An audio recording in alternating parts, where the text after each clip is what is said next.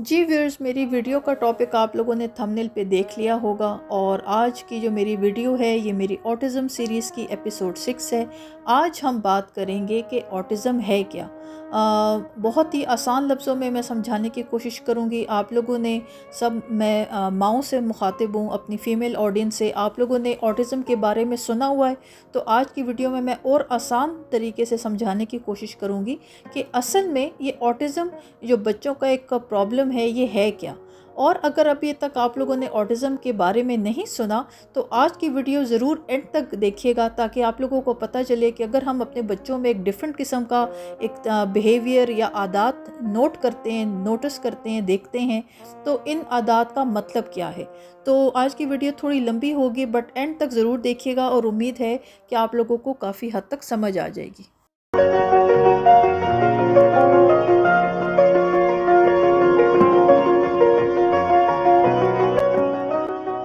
बिस्मिल्लाहिर्रहमानिर्रहीम। तुर्की से अस्सलाम वालेकुम। मेरा नाम है Maliha Arif. Welcome to my YouTube channel. Viewers, आज की जो मेरी वीडियो है ये मेरी ऑटिज़म सीरीज़ की एपिसोड 6 है। जो लोग मुझे मेरी पिछली कुछ वीडियो से फॉलो कर रहे हैं और देखना शुरू किया है, आप लोगों की नॉलेज में आपको पता है कि मैं आजकल ऑटिज़म सीरीज़ पे अपनी वीडियोस बना रही हूँ। और अभी तक आप लोगों ने मेरी प्रीवियस एपिसोड्स नहीं देखी तो आप लोग चैनल पे जाके देख सकते हैं। मैंने एक सेपरेट प्लेलिस्ट बना ली है ऑटिज़म के नाम से, उस पे सारी एपिसोड्स मैं 1 बाय 1 ऐड करती जाऊँगी। आज की वीडियो में व्यूअर्स बात करेंगे कि ऑटिज़म है क्या। अगर आप पेरेंट्स यूट्यूब यूज़ करते हैं या सोशल मीडिया पर हैं या आप लोगों के फ्रेंड सर्कल या फैमिली में आपने ये वर्ड सुना हो ऑटिज़म, तो कुछ हद तक मेरा ख़्याल है कि आप लोगों को पता होगा कि ऑटिज़म है क्या। और अगर आपने कभी भी इसका नाम नहीं सुना और आप घर में या अपनी फैमिली में या अपने दोस्तों में अगर किसी बच्चे को इस बिहेवियर के साथ नोट करते, तो आपको बड़ी आसानी से आज मैं समझाने की कोशिश करूँगी कि ये ऑटिज़म जो बच्चों में एक मसला है, एक प्रॉब्लम है, ये है क्या। इसको मैं बीमारी नहीं कहूँगी और रिसर्च और साइंटिस्ट भी ये कहते हैं कि ये बीमारी नहीं है। इस पे आगे चल के बात करते हैं। तो मेरी हर मुमकिन कोशिश होगी कि मैं आसान लफ्ज़ों में अपनी जो आज की वीडियो है आप लोगों को प्रॉपर समझा सकूं ऑटिज़म है क्या। बिकॉज़ मैं एज्यूम कर रही हूँ कि मुझे हर तरह की एक ख़ातून, एक माँ देख रही है, उसका एक तालीम का एक लिटरेसी लेवल बहुत लो भी हो सकता है। तो मैं हर मुमकिन कोशिश करूँगी कि आसान लफ्ज़ों में बता सकूँ, समझा सकूँ कि ऑटिज़म है क्या। तो वीडियो स्टार्ट करने से पहले अभी तक आप लोगों ने मेरी इस वीडियो को लाइक नहीं किया तो लाइक का बटन दबा दें, मेरे चैनल को सब्सक्राइब करना ना भूलें और आखिर में नोटिफिकेशन का बटन दबा दें ताकि मेरी नई आने वाली वीडियोस सबसे पहले आपको मिले। तो चले वीडियो स्टार्ट करते। जी व्यूअर्स, आज की वीडियो में हम लोग मैं एक फ़र्ज़ी कैरेक्टर, एक बच्चे के बारे में बात करूंगी। उसका हम नाम अली रखेंगे और उसके रेफरेंस से आपको समझाऊंगी। बट उससे पहले हम थोड़ा सा मैं एक्सप्लेन कर देती हूँ कि ऑटिज़म है क्या। अगर हम अपनी सोसाइटी से, माशरे से एक नॉर्मल एवरेज 100 लोगों का एक सैंपल उठाएं, एक एक्सपेरिमेंट के तौर पर, एक अंडरस्टैंडिंग के तौर पर, अगर हम 100 लोगों का सैंपल उठाएं, आप उसमें टीनेजर्स और बच्चों को कंसिडर करें। एक 100 लोगों का ग्रुप हो, 100 पीपल का, उसमें आपके टीनेजर्स और बच्चे इंक्लूडेड हैं, तो वो सारे जो हैं, जो ये 100 का सैंपल है, ये सब एक दूसरे से डिफरेंट नज़र आएंगे। उनका चेहरा, उनके कपड़े, उनकी बॉडी, बट ये सारे जो सैंपल है 100 लोगों का, इन सब का दिमाग, इन सब का ब्रेन एक ही जैसा है। वो एक ही जगह, एक ही जैसा परफॉर्म करता है, एक ही तरह से चीज़ों को देखता है। बट इस 100 लोगों के, 100 लोगों का जो सैंपल है, इसमें आपको 1 या 2 ऐसे लोग ज़रूर मिलेंगे जिनका जो माइंड है, दिमाग है, वो चीज़ों को बड़े अलग और यूनिक तरीके से देखता है। एक नॉर्मल तरीका नहीं होता। साइंटिस्ट इसको कहते हैं कि आहिस्ता आहिस्ता ये रेशो और ये परसेंटेज काफ़ी इंक्रीज़ होती जा रही है।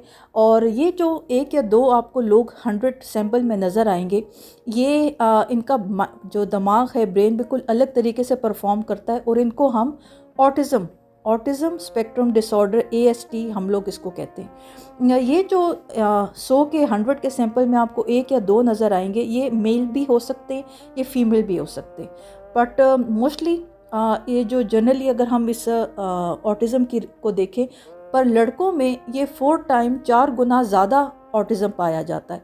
इस पे साइंटिस्ट की डिफरेंट ओपिनियन है। मे बी जो जेनेटिक्स है इसमें इसका बड़ा मेजर रोल है, या एक बात ये भी कही जाती है कि मे बी लड़के या उनका बाहर एक पब्लिक इंटरेक्शन ज़्यादा होता है तो वो इजीली डायग्नोज हो जाते हैं, उनकी प्रॉब्लम्स ज़्यादा इजीली पता चल जाती हैं। रादर इसके कि अगर कोई बच्ची है या लड़की जो घर में रहती है उसके बारे में, उसकी पर्सनैलिटी या उसके डिफरेंट बिहेवियर के बारे में इतनी आसानी से पता नहीं चलता। बट आसान लफ्ज़ों में अगर मैं बात को समराइज़ करूं तो अगर हम अपने माशरे से, लोगों में से अगर 100 बच्चों का सैंपल उठाएं तो उसमें आपको हर बच्चा एक दूसरे से अलग नज़र आएगा। अलग चेहरा, अलग बाल, अलग आंखें, अलग जिस्म, बट सबके दिमाग एक जैसे होंगे। इन 100 लोगों में से 2 ऐसे होंगे जो जिनका दिमाग बिल्कुल अलग तरीके से चीज़ों को देखता है, दुनिया को अलग तरीके से देखता है। मैं आगे वीडियो में एक्सप्लेन करूँगी। ये 1 या 2 जो होते हैं 100 के सैंपल में, ये ऑटिज़म डिक्लेयर किए जाते हैं साइंटिस्ट, रिसर्च और डॉक्टर्स की तरफ से। और इसमें 4 गुना जो परसेंटेज है ये लड़कों की ज़्यादा होती है। मतलब लड़कों में ऑटिज़म ज़्यादा पाया जाता है, ज़्यादा नोट किया जाता है, ज़्यादा एग्जिस्ट करता है एज़ कम्पेयर टू लड़कियों के। ये जो बच्चे और ये जो ऑटिस्टिक बच्चे होते हैं जो कल को बड़े होते हैं, ये बच्चे, और अगर हम बड़ों की बात करें जो ऑटिज़म स्पेक्ट्रम डिसऑर्डर पर होते हैं, जो ऑटिज़म जिनमें पाया जाता है, ये दुनिया को बहुत अलग और डिफरेंट तरीके से देखते हैं। इनका दुनिया को अलग तरीके से देखने की रीज़न ये है कि इन लोगों का एक जो दिमाग है उसकी एक अलग खसूसियत है। एक टिपिकल, एक नॉर्मल किस्म का ब्रेन माइंड नहीं होता। ऐसा नहीं कि कोई बीमारी या सिवियर किस्म की प्रॉब्लम होती है इनके दिमाग में, ब्रेन में। मैं आगे चल के आप लोगों को समझाऊंगी, आप लोगों को काफ़ी हद तक आज की वीडियो में ये बात सारी समझ आ जाएगी। बट ये जो बच्चे और एडल्ट्स होते हैं, जो बड़े होते हैं, जो ऑटिज़म स्पेक्ट्रम पर होते हैं या ऑटिज़म डायग्नोस होते हैं, इनका दुनिया को देखने का तरीका बहुत अलग फ़र्क होता है। बिकॉज़ इनके जो दिमाग, इनके जो ब्रेन होते हैं, इनके जो न्यूरोटिपिकल सिस्टम होता है दिमाग का, ये बड़ा डिफरेंट होता है दुनिया को देखने का। हमारा जिस्म के मेन ऑर्गन्स, एक हमारा दिल, एक हमारा दिमाग का डिफरेंट तरीके से परफॉर्म करना हमारी ओवरऑल बॉडी पर्सनैलिटी को चेंज कर देता है। ये जो मैं अब बात कर रही हूँ कि जो ऑटिज़म डायग्नोस बच्चे होते हैं, इनका दिमाग चीज़ों को बड़े अलग तरीके से देखता है। इसका मतलब ये है कि इनके जो दिमाग हैं उनकी चीज़ों को देखने का तरीक़ेकार और लॉजिक को डिफरेंट तरीके से ट्रांसलेट करना और लॉजिक को समझना बड़ा अलग तरीके से इनका तरीक़ेकार होता है। अपनी सराउंडिंग में, अपने इन्वायरमेंट में, अपने माहौल में जिस तरह वो चीज़ों को देखते हैं, लॉजिक इनके दिमाग में बड़े डिफरेंट तरीके से चीज़ों को देखती है। अगर हम बात करते हैं कि ऑटिस्टिक बच्चों का देखने का दिमाग, दुनिया को देखने का तरीक़ेकार बड़ा फ़र्क है। बिकॉज़ इनके दिमाग चीज़ों को, दुनिया को डिफरेंट तरीके से देखते हैं। तो ये बेसिक आप लोगों को खसूसियात ऑटिस्टिक बच्चों की मैं एक्सप्लेन कर रही हूँ। सबसे पहले इनकी पर्सनैलिटी में, इनकी तबीयत में रिपीटेटिव बिहेवियर, एक काम को बार बार तकरार करना, बार बार रिपीटिशन इनके पर्सनैलिटी में, तबीयत में आपको नज़र आएगी।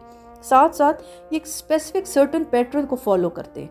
मतलब अगर एक काम इन्होंने एक तरीके से किया है तो उसी तरीके को वो फॉलो करेंगे। इनको अपनी रूटीन से हट के काम करना नहीं पसंद। एक और इम्पॉर्टेंट चीज़, ये बच्चे सोशल नहीं होते, इनको लोगों में घुलना मिलना नहीं पसंद। और लास्ट में आई कांटेक्ट नहीं चाहते, ये आई कांटेक्ट नहीं करते। ये एक बेसिक खसूसियात है बच्चों को देखने की कि कौन सा बच्चा ऑटिज़म स्पेक्ट्रम पर मौजूद है।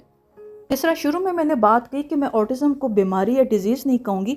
रिसर्च और साइंस भी ये कहती है कि ऑटिज़म एक कोई बीमारी नहीं है, इसी वजह से इसका कोई क्योर नहीं है। अगर ये बीमारी होती, खुदा न खास्ता कैंसर की तरह, तो कैंसर जैसी बीमारी का भी आपको इलाज नज़र आएगा। हर बीमारी का आज के वक्त इस दुनिया में इलाज मौजूद है। पेरेंट्स का तकलीफ़ में होना या ये कहना कि ऑटिज़म क्यों इसका इलाज नहीं है, बिकॉज़ ऑटिज़म एक बीमारी नहीं है। ये हमारे बच्चों के दिमाग का एक अलग तरीके से, दुनिया को एक अलग तरीके से देखने का अंदाज़ है। जिस तरह भी वीडियो के स्टार्ट में बात हो रही थी कि हम अगर नॉर्मल 100 लोगों के सैंपल को देखें मिसाल के तौर पर, तो सब लोग बाहर से आपको डिफरेंट नज़र आएंगे, उनके बाल, उनके चेहरे, उनका रंग, बट सबके दिमाग ऑलमोस्ट एक ही तरह से देखते हैं। मेरा दिमाग, मेरे हस्बैंड का, मेरे बड़े बेटे का दिमाग चीज़ों को, दुनिया को ऑलमोस्ट 90% 99% एक ही तरह से देखता है। ऑटिस्टिक बच्चों का दुनिया को देखने का तरीक़ेकार फ़र्क है। इनके ब्रेन के, इनका न्यूरॉन सिस्टम जो है, जो ब्रेन एक्टिविटी है, जो ब्रेन फंक्शनिंग है, वो बिल्कुल अलग और डिफरेंट है, जिसकी वजह से ऑटिज़म को हम कहेंगे कि ये एक स्पेक्ट्रम है, ये स्पेक्ट्रम डिसऑर्डर है। स्पेक्ट्रम किस तरह है, मैं ऊपर सामने आप लोग को स्क्रीन पर देख रहे हैं, मैं आप लोग को समझाती हूँ। अगर आप एक साइड पे स्पेक्ट्रम के देखें मेरे उल्टे हाथ की तरफ, तो आपको एक बच्चा नज़र आएगा। ये बच्चा आपको जो ऑटिज़म के स्पेक्ट्रम होगा, जो एक दर्जा होगा उर्दू में, ये जो बच्चे होते हैं ये इनका इंटेलिजेंस, इनका आईक्यू लेवल बहुत एक्सट्रीम लेवल का होता है, और ये अपने जो इनके ख़ास किस्म के इंटरेस्ट होते हैं, ये बच्चे म्यूज़िक में, मैथ में, साइंस में बहुत अच्छे होते हैं। तो ये जो ऑटिज़म का एक दर्जा है, इसको कहते हैं हाई फंक्शनिंग ऑटिज़म, और इसको इंग्लिश का एक वर्ड है एस्पर्जर सिंड्रोम भी कहा जाता है। तो ये ऑटिज़म का एक दर्जा है जिसको हम कहेंगे हाई फंक्शनिंग ऑटिज़म डिसऑर्डर, इसको एस्पर्जर सिंड्रोम भी कहेंगे। इसी तरह अगर आप ऊपर स्क्रीन पर बीच में देखें तो ये एक स्पेक्ट्रम में जो बीच का दर्जा होता है, जहाँ बच्चों में बड़े माइल्ड किस्म के आपको ऑटिज़म के खसूसियत नज़र आएगी। ये बच्चों में आपको बड़ा एक नॉर्मल सा इंटेलिजेंस आईक्यू लेवल नज़र आएगा, और इन बच्चों को कुछ हद तक चीज़ें सीखने में और बोलने में प्रॉब्लम आती है। ये जो आपको बीच में बच्चे की ड्राइंग नज़र आ रही है, ये दर्जा है, ये बच्चे ऑटिस्टिक होते हैं।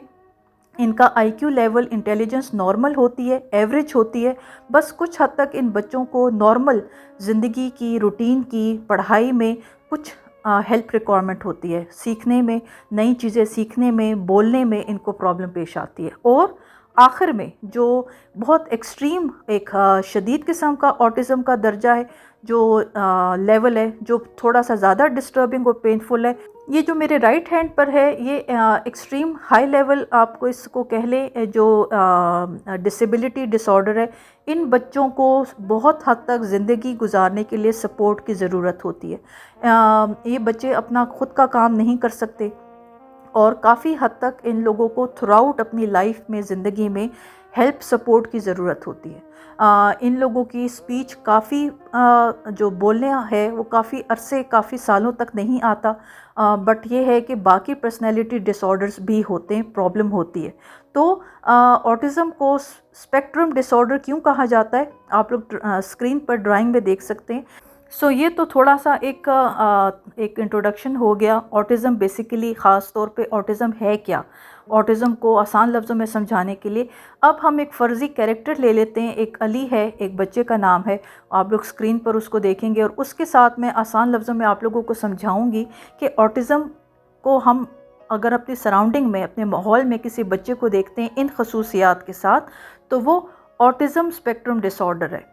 स्क्रीन पर आप एक बच्चा देख रहे हैं, इसका नाम है अली। ये हम लोगों को कुछ हद तक मुझे और आपको हेल्प करेगा एक समझने के लिए कि अगर एक बच्चा ऑटिस्टिक है और उसका माइंड, उसका दिमाग चीज़ों को बड़े अलग, डिफरेंट तरीके से देखता है, तो एग्जैक्टली ये बच्चा ज़िंदगी को किस तरह और क्यों अलग और डिफरेंट तरीके से देख रहा है। यहाँ पर जब ये बच्चा पैदा होता है तो कुछ अरसे बाद उसकी माँ नोट करना शुरू कर देती है कि उसका जो बेटा है वो आई कांटेक्ट नहीं दे रहा। मतलब अगर उसकी माँ उसका नाम बुलाती है या उसके पास मौजूद होती है तो उसका बेटा आई कांटेक्ट, मतलब आंखों में आंखें डालना अवॉइड करता है। तो ये एक मेन, जिस तरह मैंने कुछ देर पहले बताया, ये एक मेन खसूसियत होती है, एक ट्रेट होता है ऑटिस्टिक बच्चों का। इसी के साथ साथ एक माँ ये भी नोट करती है कि जब मैं कभी उसको प्यार करती हूँ, अली को, अपने बेटे को प्यार करती हूँ, ख़ास तौर पर अगर मैं उठाती हूँ तो वो बहुत अनकंफर्टेबल हो जाता है। इन बच्चों का, जिस तरह मैंने कहा कि दिमाग, ब्रेन, चीज़ों को देखने का तरीका बड़ा फ़र्क होता है, तो इन बच्चों को नहीं पसंद कि इनको कोई टच करे। हालांकि वो माँ है और माँ के टच उस बच्चे को प्रॉब्लम नहीं होनी चाहिए, बट इन बच्चों का दिमाग ही डिफरेंट तरीके से चीज़ों को देखता है। एक और चीज़ माँ नोट करती है कि अली रिस्पॉन्स में स्माइल नहीं देता, जवाब में मुस्कुराता नहीं है, उसका बड़ा एक ब्लैंक किस्म का एक एक बड़ा ब्लैंक किस्म का रिस्पॉन्स होता है। साथ साथ एक और चीज़ कि जब आहिस्ता आहिस्ता उनका बेटा अली बाकी बच्चों के साथ खेलना शुरू करता है तो मोस्टली ऐसे होता है कि बच्चा अनकंफर्टेबल इरिटेट होकर बच्चों के साथ नहीं खेल पाता। तो वो एक बड़ा डिस्टर्बिंग किस्म का बिहेवियर अली की माँ नोट करती है अपने बच्चे में। इस सारी आस्पेक्ट और चीज़ों को नोट करने के बाद अली की माँ काफ़ी परेशान होती है और वो सोचती है कि ज़रूर मेरे बच्चे में कोई प्रॉब्लम है, बिकॉज़ नॉर्मल उनके जो अली है अपने 4 साल की एज तक भी 2 या 3 लफ्ज़ों से ज़्यादा नहीं बोलता। नॉर्मली अगर हम 4 साल के उम्र के बच्चों को देखें तो वो अपनी नॉर्मल स्पीच पे आ जाता है। जुमले बोलना, कम्युनिकेट करना, नॉर्मल तरीके से एवरेज बात करना ये बड़ी नॉर्मल सी बात है। बट अली की माँ अपने बच्चे में, बेटे में नोट करती है कि उसके बच्चे में, बेटे में ज़रूर कोई प्रॉब्लम है, बिकॉज़ कि 4 साल की उम्र तक भी अली सिर्फ 2 या 3 लफ्ज़ बोलता है, इससे ज़्यादा नहीं बोलता। इस सारी सिचुएशन को देखते हुए अली की माँ डिसाइड करती है कि उसको डॉक्टर से अपने बच्चे का चेकअप करवाना चाहिए और चेकअप के बाद डॉक्टर्स ये डायग्नोस करते हैं कि अली को ऑटिज़म स्पेक्ट्रम डिसऑर्डर है, जिसको आसान लफ्ज़ों में ASD भी कहा जाता है। तो अक्सर आपको, अगर आप रिसर्च आर्टिकल्स पढ़ेंगे तो आपको ASD वर्ड लिखा हुआ नज़र आएगा, जिसका मतलब है ऑटिज़म स्पेक्ट्रम डिसऑर्डर। तो अली की माँ को जो प्रॉब्लम हो रही थी, जो परेशानी हो रही थी, और वो जो शुरू से अपने बच्चे में एक डिफरेंट बिहेवियर, एक अलग तबीयत नोट कर रही थी, डॉक्टर से चेकअप के बाद, डायग्नोसिस के बाद ये पता चला कि अली को ऑटिज़म स्पेक्ट्रम डिसऑर्डर है। आसान लफ्ज़ों में अली एक ऑटिस्टिक बच्चा है। बात डिसाइड हो गई कि अली की माँ जो शुरू से अपने बच्चे में एक डिफरेंट बिहेवियर नोट कर रही थी, नॉर्मल बच्चों से एक अलग बिहेवियर था, तो उनको थोड़ा सा ये आइडिया हो गया कि बच्चे में कोई प्रॉब्लम है। और जब डॉक्टर से चेकअप करवाया तो पता चला बच्चे में ऑटिज़म है। अब हम इस बिहेवियर को, ऑटिज़म को, अली की पर्सनैलिटी को थोड़ा सा आगे लेकर चलते हैं। अली का बुक्स को देखना या टीवी पे स्क्रीन पर कोई मूवी, कोई कार्टून, कुछ भी देखना, अली का दिमाग इंफॉर्मेशन जो वो देख रहा है अपनी आंखों से, उसका ब्रेन इंफॉर्मेशन को बड़े अलग तरीके से ऑर्गेनाइज करता है, चीज़ों को बड़े अलग तरीके से देखता है। बजाय इसके जो उसके नॉर्मल, उसकी एज के जो नॉर्मल बच्चा है या नॉर्मल बच्चे हैं, वो चीज़ों को, बुक्स को, टीवी को, कार्टून्स को बड़े नॉर्मल एवरेज तरीके से देखते हैं। मैं आसान एक एग्ज़ाम्पल देकर आप लोगों को समझाती हूँ।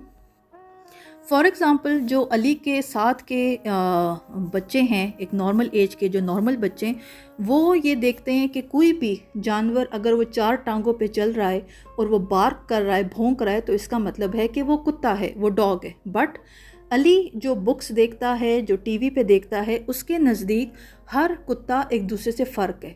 किसी की दुम छोटी है, किसी की बड़ी है, किसी के बॉडी पर डिफरेंट किस्म के निशान है, कलर फ़र्क है, कान छोटे हैं, कान बड़े हैं। अली का इंफॉर्मेशन को, अली के दिमाग का, चीज़ों को देखने का तरीक़ेकार बड़ा डिफरेंट और बहुत ऑर्गेनाइज्ड है।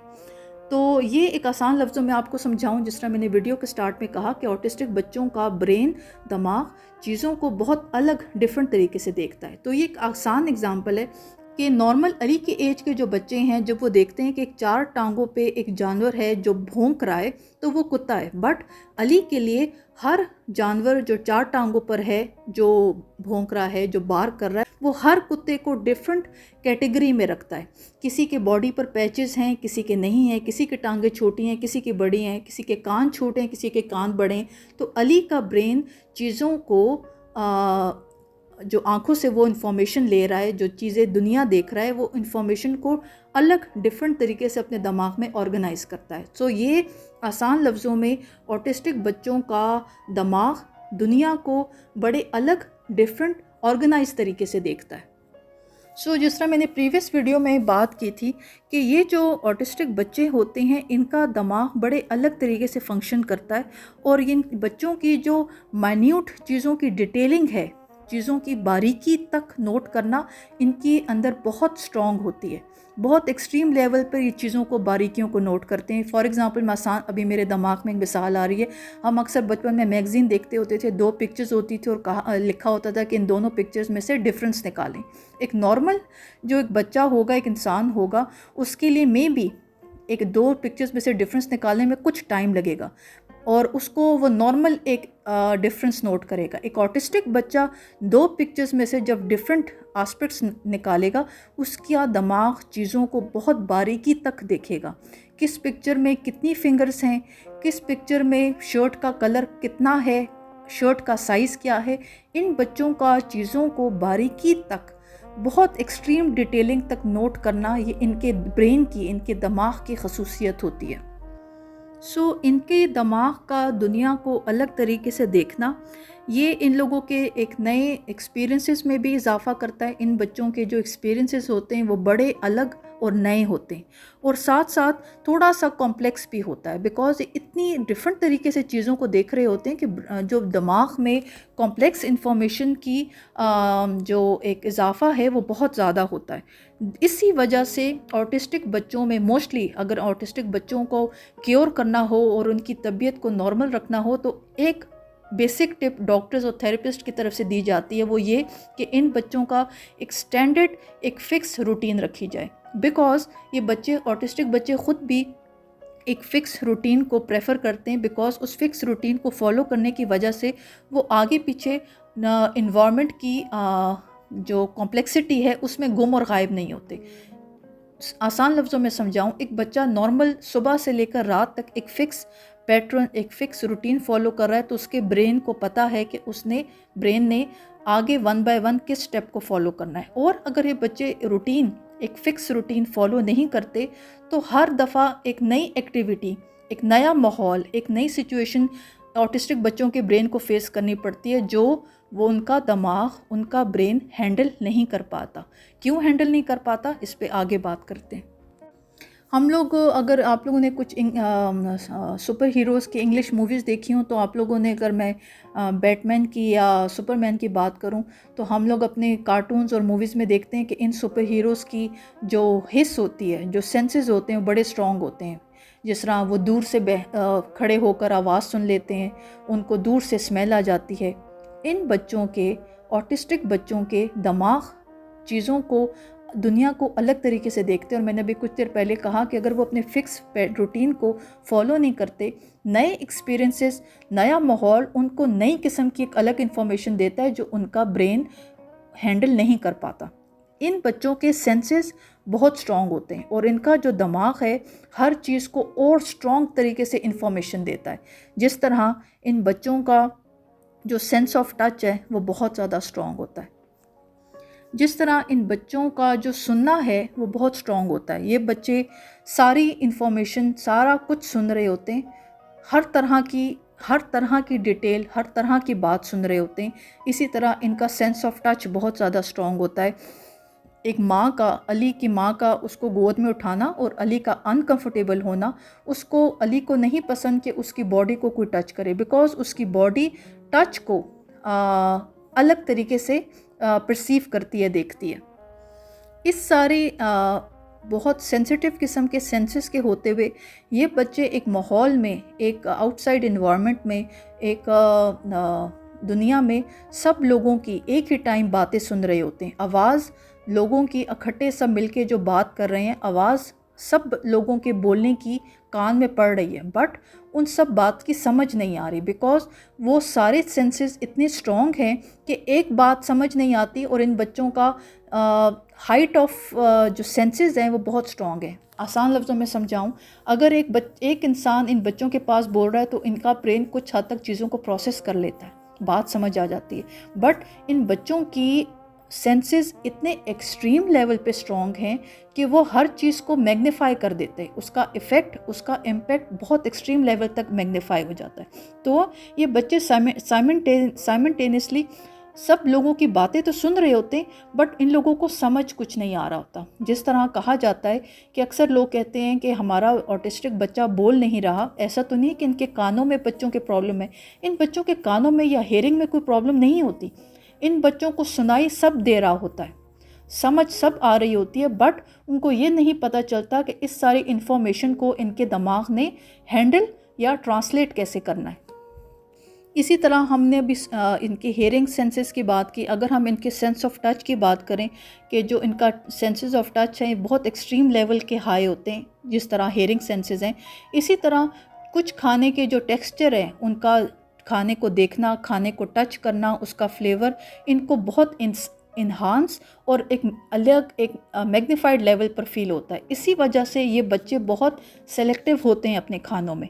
फॉर एग्ज़ाम्पल, अगर हम मैगी नूडल्स या किसी भी पास्ता की बात करें, उसका स्लिपरी टेक्सचर या उसके मुंह में जाना, उनकी ज़ुबान को उसका टेक्सचर, उस खाने का एहसास अलग फ़ील होना, ये बच्चे उस एहसास से कंफर्टेबल नहीं है। एक नॉर्मल इंसान, एक नॉर्मल बच्चे को खाने का जायका बड़ा नॉर्मल सा फील होता है। बट मैं बार बार कह रही हूँ, इन बच्चों के सेंसेस बहुत एक्सट्रीम लेवल पे स्ट्रॉन्ग होते हैं। इसी वजह से ये बच्चे खाना नहीं खाते।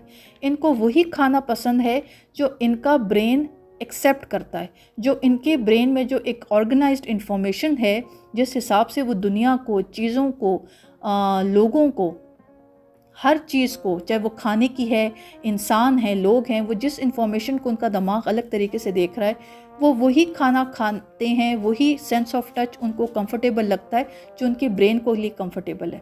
सो इस वजह से ये बच्चे मोस्टली बड़े पिकी ईटर्स होते हैं और माओं का, पेरेंट्स की बड़ी एक कंप्लेंट होती है कि हमारा बच्चा कुछ नहीं खाता। सो एक ही प्रॉब्लम इन बच्चों के सेंस ऑफ टच की ये भी है कि इन लोगों को ईजीली, आसानी से सब खाने एक्सेप्टेबल नहीं होते। इसी तरह इन बच्चों का नंगे पाँव घास पे चलना या मिट्टी में, रेत में खेलना, इनके ब्रेन को अलग हाइट किस्म की इमोशंस प्रोवाइड करता है। सो इन बच्चों का मोस्टली प्रेफरेबल एक्सपीरियंस वो होता है जो इनका ब्रेन एक्सेप्ट करता है। सो इन शॉर्ट, जहाँ हम बच्चों के एक्सट्रीम हाइट सेंसेस की बात कर रहे हैं कि इनके सेंसेस एक्सट्रीम लेवल के स्ट्रॉन्ग होते हैं, इन बच्चों में चीज़ों को एहसास करने का जो दर्जा है, जो एक फीलिंग है, वो बहुत स्ट्रॉन्ग होती है। इसी वजह से ये वही एक्टिविटी, वही एक आस्पेक्ट प्रेफर करते हैं जो जिससे इनका ब्रेन कंफर्टेबल होता है। हम ये नहीं कह सकते कि नॉर्मल बच्चे तो इसको पसंद नहीं करते, इन बच्चों की प्रेफरेंस क्यों है, या नॉर्मल बच्चों को ये खाना पसंद होता है, इनको ये खाना क्यों नहीं पसंद। इनका सेंस ऑफ टच, इनकी सेंस ऑफ हियरिंग, इनके सेंसेस दुनिया को, चीज़ों को, अपनी सराउंडिंग को बड़े अलग और डिफरेंट तरीके से देखते हैं। थोड़ी सी आगे कॉम्प्लेक्स एक्सप्लेनेशन हो जाएगी, थोड़ी मुश्किल बात हो जाएगी समझने में। मैं कोशिश करूँगी आसान लफ्ज़ों में इसको समझाने की। इन बच्चों की लॉजिक की तरफ, एक मंतक उर्दू में, उसकी तरफ इनका रग़बत, इनकी फैसिनेशन बहुत अलग किस्म की स्ट्रॉन्ग होती है। इन बच्चों का पैटर्न्स को, चीज़ों को नोट करने का, बारीकियों को नोट करने का तरीक़ेकार, अंदाज़ बहुत अलग और फ़र्क होता है।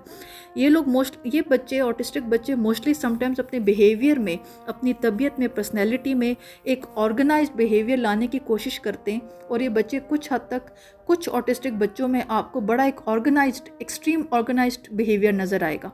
और इनको अगर वो अपना ऑर्गेनाइज्ड बिहेवियर या ऑर्गेनाइज्ड पैटर्न डिस्टर्ब होता हुआ नज़र आए, ये उस छोटे से आस्पेक्ट पे भी डिस्टर्ब हो जाएंगे। फॉर एग्जांपल, आप लोग स्क्रीन पर देख रहे हैं कि अली ने अपनी टेबल पर डिफरेंट कलर की, जो रेड कलर की पेंसिल्स हैं, उसको सेट करके रखा हुआ है। और सिर्फ एक बिल्ली जंप करती है और वो पेंसिल हल्की सी हिलने की वजह से अली डिस्टर्ब हो जाता है। उसके दिमाग में ये इन्फॉर्मेशन है कि पेंसिल्स को प्रॉपर ऑर्गेनाइज तरीके से इस तरह पड़ा होना चाहिए, इस तरह सेट होना चाहिए। और वो पैटर्न, वो स्ट्रक्चर, वो लॉजिक जब डिस्टर्ब होती है तो अली फ्रस्ट्रेटेड हो जाता है। यहाँ पे मैं अपनी पर्सनल एग्जांपल क्विकली शेयर करूँगी। ये एक टाइम मेरे बेटे में भी आया था। फॉर एग्जांपल, मैं जल्दी से क्विक एग्जांपल दूँ, अगर वो वॉशरूम जाता था, वैसे तो फ्यूचर वीडियो में मैं अपनी बेटी की पर्सनैलिटी इन डिटेल शेयर करूँगी, बट मेरा बेटा जब वॉशरूम जाता था और नलके से हाथ धोता था, तो नलका आप लोगों ने देखा हो कि एक तरफ गर्म पानी की तरफ होता है और एक ठंडे पानी की तरफ। वो जब वॉशरूम अपने हाथ धोता था, नल का यूज़ करता था, तो हमेशा नलके को सीधा तरफ से सेट करता था। और कभी कभी ऐसे होता कि मैं उसके बाद वॉशरूम जाती और मैंने बेदहानी में लेफ़्ट या राइट कर दिया, उस छोटी सी बात पर वो चीखता, डिस्टर्ब और अनकंफर्टेबल हो जाता था कि मैंने हाथ धोने के बाद नलके को बिल्कुल एग्जैक्ट स्ट्रेट सीधी पोजीशन पे क्यों नहीं रखा। बिकॉज उसके दिमाग में एक स्ट्रक्चर्ड, एक लॉजिक ये है कि नलके को, जो उसका टैप है, उसका जो नलका है, उसको बिल्कुल स्ट्रेट होना चाहिए, बजाय इसके कि लेफ़्ट या राइट की तरफ हो। तो इन बच्चों का लॉजिक को स्ट्रक्चर्ड पैटर्न्स को देखने का अंदाज़, तरीका बड़ा फ़र्क होता है, बड़ा यूनिक होता है। फॉर एग्ज़ाम्पल एक और, मेरे बच्चा जब बेटे की कलर पेंसिल्स का आपको एक नज़र आता है मार्केट में, गत्ते के बॉक्सेस होते हैं जहाँ पर कलर पेंसिल्स के कलर नज़र आ रहे होते हैं और 7 कलर पेंसिल्स पड़ी होती हैं। तो एक दफ़ा मुझे बेटे की टीचर ने बुलाया और उन्होंने कहा कि आप ना एक कोई और कलर पेंसिल्स ले लें जो बॉक्स वाली ना हो। तो मैंने कहा क्यों?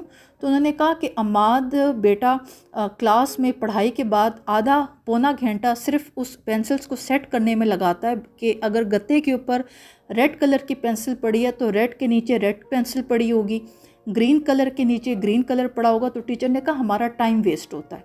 सो आई होप इन 2 एग्जाम्पल से आप लोगों को बात समझ आ जाएगी। इन बच्चों का लॉजिक, दुनिया को ऑर्गेनाइज तरीके से देखने का अंदाज़, तरीका बहुत अलग और फ़र्क होता है।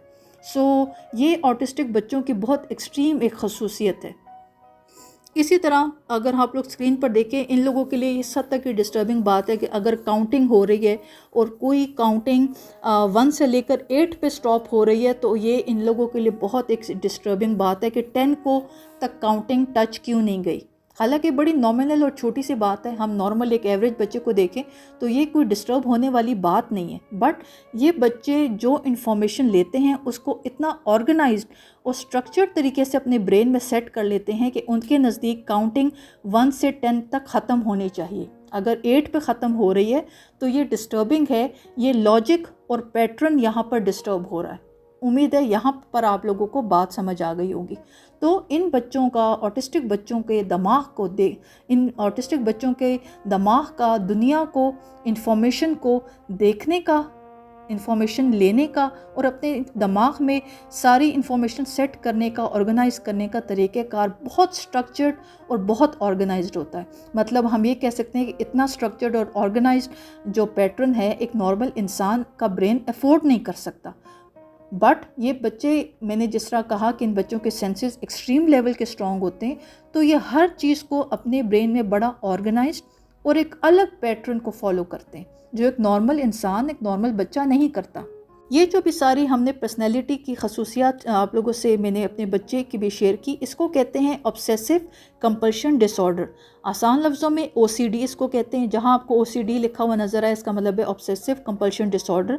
और इस OCD का डायग्नोसिस, इसका जो मुआयना है, एग्जामिनेशन, बड़ा फ़र्क होता है। बट मोस्टली 70-80% ये ऑटिस्टिक बच्चों में ये ऑब्सेसिव कंपल्शन डिसऑर्डर होता है। ज़रूरी नहीं कि हर बच्चे में OCD हो, बट मोस्टली बच्चों में ये एग्जिस्ट करता है। मेरे बच्चे में ये प्रॉब्लम रही, बट आहिस्ता आहिस्ता काफ़ी हद तक कम हो चुकी है। इसी सारे लॉजिक और इतनी स्ट्रक्चर्ड और ऑर्गेनाइज्ड इंफॉर्मेशन को फॉलो करते हुए इन बच्चों को सबसे ज़्यादा जो प्रॉब्लम फेस करनी पड़ती है, स्पेशली जब ये आहिस्ता आहिस्ता बड़े हो रहे होते हैं, कि ये सोशली एक्टिव नहीं होते। इनके लिए दोस्त बनाना आसान नहीं है, बिकॉज़ जो आपका एक नॉर्मल एक ह्यूमन नेचर है, हर ह्यूमन इमोशन बड़ा कॉम्प्लेक्स और बड़ा अलग एक यूनिक अंदाज का होता है।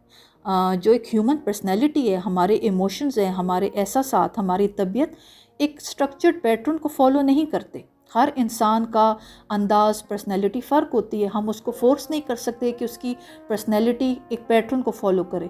इस सिचुएशन पे इन बच्चों को सबसे ज़्यादा प्रॉब्लम फेस होती है सोशल होने में, दोस्त बनाने में, बिकॉज़ हर इंसान की तबीयत, पर्सनैलिटी फ़र्क होती है। और फिर जब इनका दिमाग इंफॉर्मेशन को प्रॉपर ऑर्गेनाइज तरीके से एक पैटर्न्स में नहीं देख रहा होता तो ये डिस्टर्ब होते हैं। यही वजह है कि ये लोग अपनी जो सोशल सेटिंग्स हैं, सोशल इन्वायरमेंट, उसमें कंफर्टेबल नहीं होते, बहुत ज़्यादा सेंसिटिव होते हैं और एक ऑर्डर और एक ऑर्गेनाइज सिस्टम की डिज़ायर की ढूंढने के चक्कर में ये प्रॉपर अपने लोगों में, इन्वायरमेंट में सोशल नहीं हो पाते। फॉर एग्ज़ाम्पल किसी भी गैदरिंग में, पब्लिक गैदरिंग में हैं, चाहे वो शादी है, चाहे वो कोई बर्थडे पार्टी है, ये बच्चे सिचुएशंस को बड़े अलग तरीके से परसीव करते हैं, बड़े अलग तरीके से देखते हैं। फॉर एग्ज़ाम्पल एक गैदरिंग है जहाँ पर बहुत ज़्यादा शोर है, म्यूज़िक चल रहा है, और ऑफ कोर्स इन बच्चों के सेंसेस इतने स्ट्रॉन्ग हैं या उनके सराउंडिंग में इतने ढेर सारे लोग बात कर रहे हैं, कहने को ये बड़ी नॉर्मल सी आवाज़ में सब बात कर रहे हैं, बट ऑटिस्टिक बच्चे को वो आवाज़ इतनी ऊंची और इतनी डिस्टर्बिंग लग रही है कि वो बच्चा, ऑटिस्टिक बच्चा, उस सोशल गैदरिंग में, एक सोशल इवेंट पे डिस्टर्ब और अनकंफर्टेबल हो जाता है।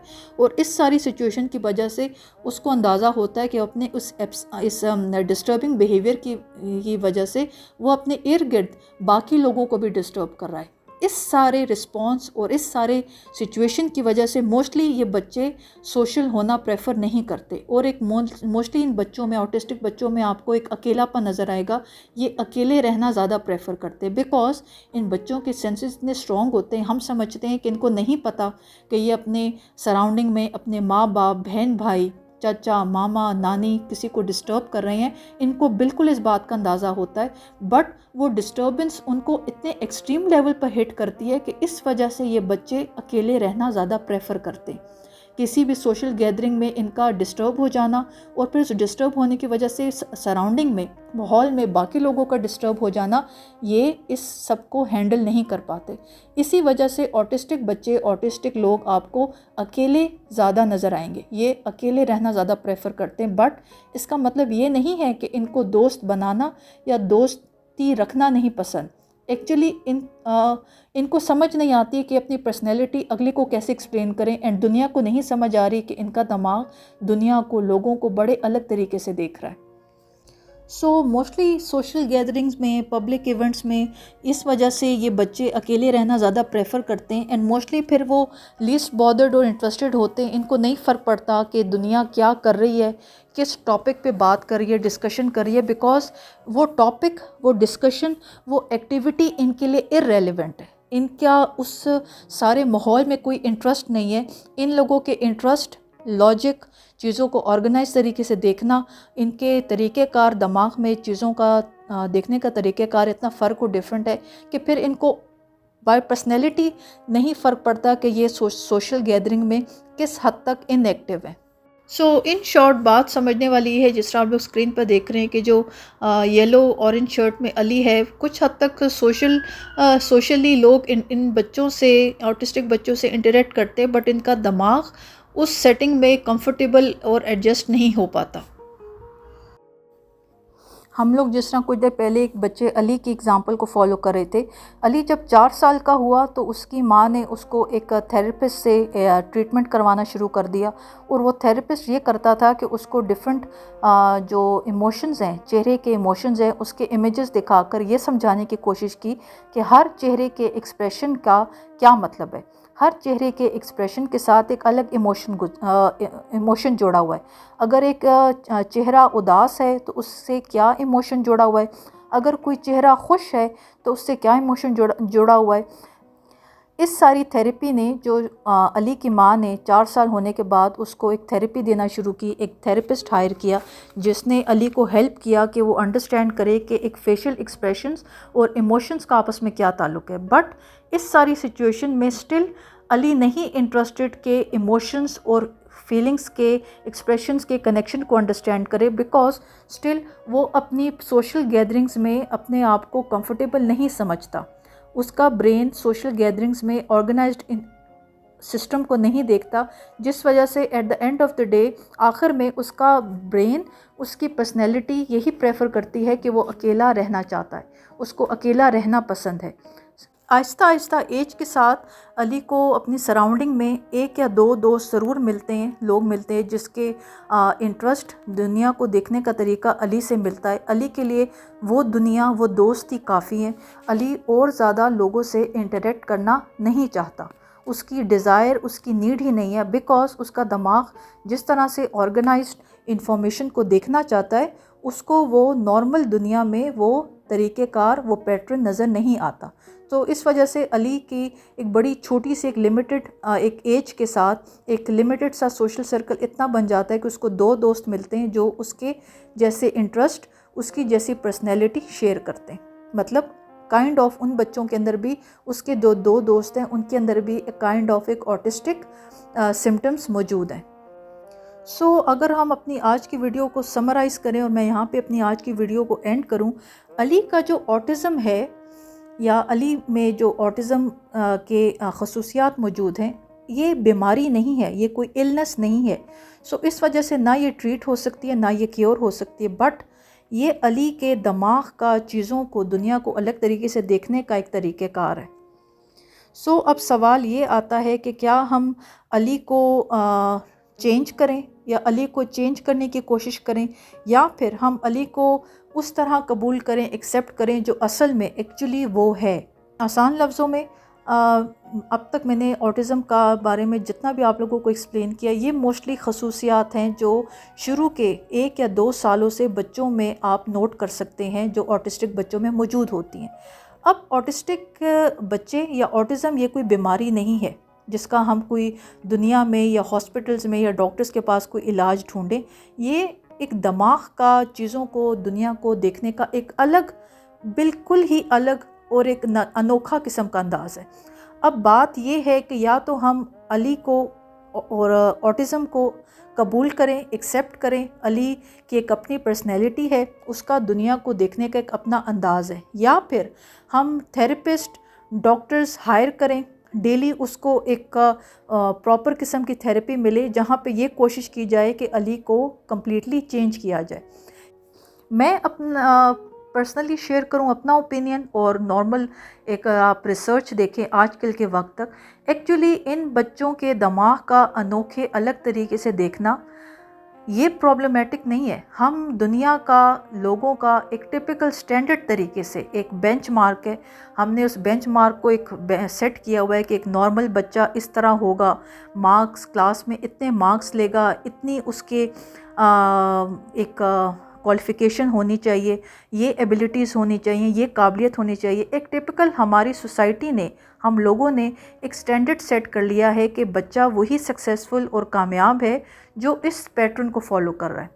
ये जो बच्चे हैं, इनका दिमाग अनोखा और एक यूनिक होने की वजह से एक टिपिकल दिमाग नहीं होता, बट इसका मतलब ये नहीं है कि ये बच्चे खुदा न खास्ता अपने अंदर कोई काबिलियत नहीं रखते। मैं पर्सनली अपना ओपिनियन शेयर करूं तो मैं दोनों एस्पेक्ट फॉलो करूंगी। जिस तरह मैंने आप लोगों से वीडियो में शेयर किया कि ऑटिज़म स्पेक्ट्रम है, आपको एक्सट्रीम एक लेवल पे नज़र आएगा जहां पे बच्चों में हाई लेवल आईक्यू और इंटेलिजेंस लेवल होगा, और एक वो बच्चे होंगे जो इतने ज़्यादा ऑटिज़म से एक एक्सट्रीम लेवल पर होते हैं जो अपनी नॉर्मल एक डेली लाइफ सपोर्ट के बगैर नहीं गुजार सकते। उस सिचुएशन पे बच्चों को ज़रूर थेरेपीज़ करवानी चाहिए, सो दैट इन बच्चों को उस काबिल किया जाए कि अपनी कुछ हद तक ये ज़िंदगी बग़ैर सपोर्ट के गुजार सकें। बिकॉज़ माँ बाप ने भी एक एज तक बच्चों के साथ रहना है, माँ बाप हमेशा नहीं रहेंगे, बट साथ साथ हमें ये बात भी खुले दिल के साथ एक्सेप्ट करनी चाहिए कि ऑटिज़म खुदा न खास्ता कोई बीमारी या एक, मैं तकलीफ़ दे लफ्ज़ कहूँ, कोई पागलपन नहीं है। ये कोई दिमागी बीमारी नहीं है जिसकी वजह से हम बच्चों को ये लेबल कर दें, उनके ऊपर ये स्टिकर लगा दें, ये लिख दें कि ये बच्चा पागल है। ऐसा कुछ भी नहीं है। इन बच्चों का सिर्फ दुनिया को देखने का अंदाज़ फ़र्क है। हमें सबसे पहले अपनी तालीम में, अपनी इंफॉर्मेशन में इजाफ़ा करने की ज़रूरत है। हम सब ये अंडरस्टैंड करें, समझें, ख़ुद रिसर्च करें, पढ़ें, देखें, समझें कि ऑटिज़म है क्या। और फिर साथ साथ जहाँ पे ऑटिज़म बहुत एक्सट्रीम लेवल पर है, जहाँ पर एक बच्चे का आईक्यू लेवल, इंटेलिजेंस लेवल नहीं है, उसको अपनी नॉर्मल ज़िंदगी, डेली रूटीन में ज़िंदगी गुजारने में सपोर्ट और हेल्प की ज़रूरत होती है, वहाँ पे बिल्कुल थेरेपीज़ लेनी चाहिए, सो दैट उस बच्चे को इतना इंडिपेंडेंट किया जा सके कि वो कुछ हद तक अपनी ज़िंदगी नॉर्मल गुजार सके।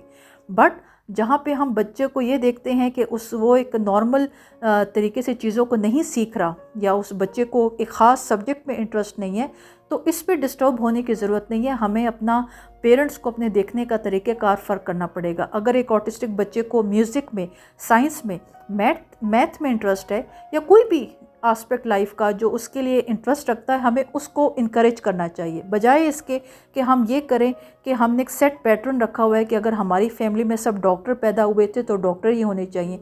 यहाँ पे मुझे 3 इडियट मूवी का रेफरेंस याद आ रहा है, जहाँ पे ये बात ऐसी ही थी कि हम अपनी दुनिया में सिर्फ एक दौड़ में पड़े हुए हैं कि वो बच्चे ही क्या जिसके पास डिग्री ना हो।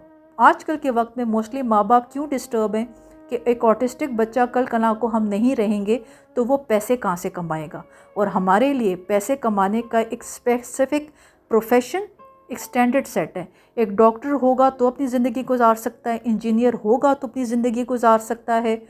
हम ये नहीं अंडरस्टैंड करने को तैयार, एक्सेप्ट करने को तैयार कि बच्चे का जो इंटरेस्ट है हम उसको इनकरेज करें। At the end of the day मुसलमान होते हुए हमारा इस पर ईमान होना चाहिए कि अल्लाह ताला ने कोई इंसान, कोई चीज़ बेमकसद नहीं बनाई। तो कमेंट्स में ज़रूर मुझसे शेयर कीजिएगा कि आप लोग क्या समझते हैं कि हमें ऑटिज़म को खुले दिल के साथ अंडरस्टैंड, एक्सेप्ट करना चाहिए या इन कोशिश करनी चाहिए कि इन बच्चों को कम्प्लीटली चेंज करके हम अपने जैसा बनाएं, या फिर हमें दोनों तरीके फॉलो करना चाहिए। बच्चों को खुले दिल से एक्सेप्ट भी करें, ऑटिज़म को हमें अंडरस्टैंड और एक्सेप्ट करना चाहिए, बट साथ साथ जो बच्चे स्पेशल सपोर्ट जिनको ज़रूरत है उनको थेरेपीज़ करवानी चाहिए ताकि वो अपने पाँव पर खड़े होकर अपनी नॉर्मल रोज़मर्रा की ज़िंदगी के काम कर सकें, ज़िंदगी गुजार सकें सपोर्ट के बगैर। तो मेरी आज की वीडियो यहाँ पे एंड होती है। बहुत कोशिश से और मेहनत से ये मैं वीडियोस बना रही हूँ। सो आज की वीडियो आप लोगों को इन्फॉर्मेटिव लगी हो, मोस्ट इम्पॉर्टेंटली आज की वीडियो आप लोगों को समझ आई हो, please don't forget to give the thumbs up. Do subscribe my channel and share my content with your friends and family. Thank you so much for watching. See you all in my next video. Allah Hafiz.